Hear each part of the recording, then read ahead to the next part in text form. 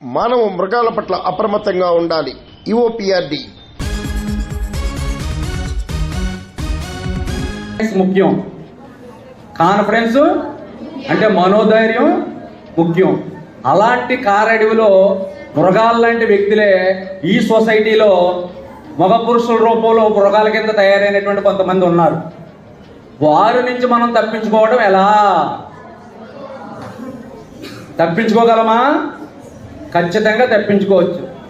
అలాంటి మృగాల్లాంటి మగవాళ్ళ నుండి మనం తప్పించుకోవడానికి కొన్ని సూత్రాలు మీకు ప్రాథమికంగా చెప్తాను నేను.